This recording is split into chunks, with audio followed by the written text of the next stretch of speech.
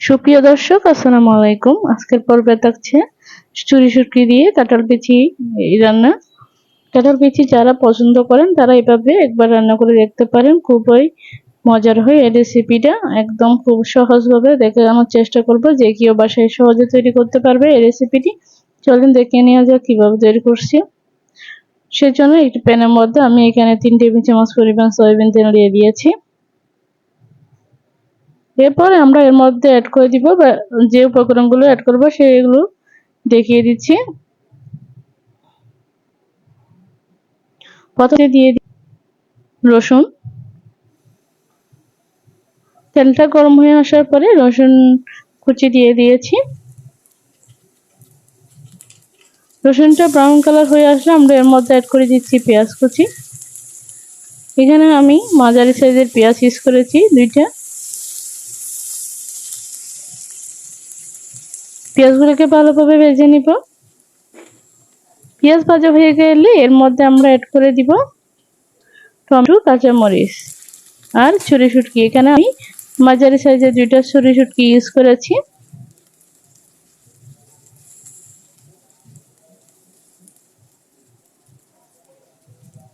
এভাবে টমেটো, কাঁচামরিচ, ছুরি শুটকিগুলোকে ভালোভাবে ভেজে নিতে হবে। তো আমরা এর মধ্যে অ্যাড করে দিয়েছি চা চামচের পরিমাণ লবণ।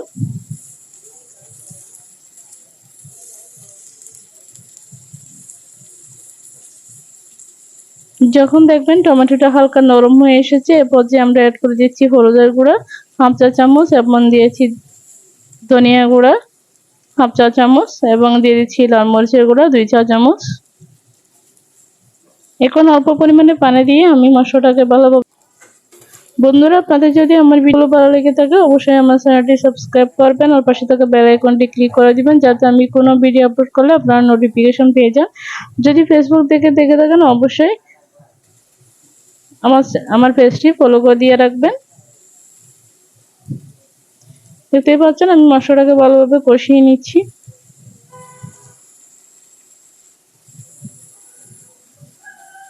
অবশ্যই ভালো মানের শুটকি ইউজ করার চেষ্টা করবেন, সেক্ষেত্রে একদম পারফেক্টলি স্বাদটা পাবেন।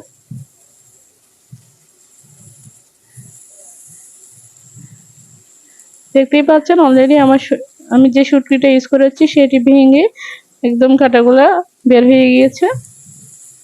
এরপর আমরা অ্যাড করে দিচ্ছি কাঁঠাল বিচি। কাঁঠাল বিচিগুলো আমি ভালোভাবে পরিষ্কার করে কেটে রেখেছি।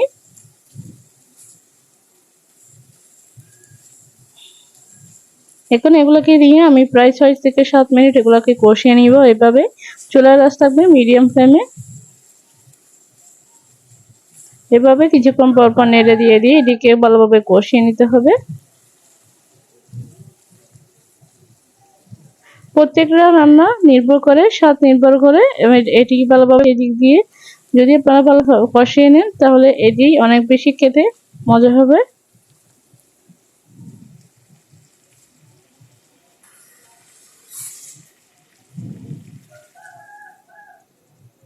কষিয়ে নেওয়া কমপ্লিট হয়ে গিয়েছে। এখন আমি এর মধ্যে প্রায় 3 কাপ পানি দিয়ে দিব, যাতে ভালোভাবে কাঁঠাল বিচিটা সিদ্ধ হয়ে কিছুটা ঝোল থাকে। যেহেতু কাঁঠাল বিচি একটু শক্ত হয়, সেক্ষেত্রে এটি সিদ্ধ হওয়ার সময় প্রায় কিছু পানি টেনে নেয়। সো আপনারা বুঝে শুনে পানিটা দিবেন। বেশ কিছুক্ষণ রান্না করে নেওয়ার পর যে আমি এগুলোকে চেক করে নেব সিদ্ধ। এরপর যে অবশ্যই লবণটাও চেক করে নেবেন। দেখতেই পাচ্ছেন ঝোলটা কতটা শুকিয়ে গিয়েছে এবং ভালোভাবে এগুলো সিদ্ধ হয়ে গিয়েছে।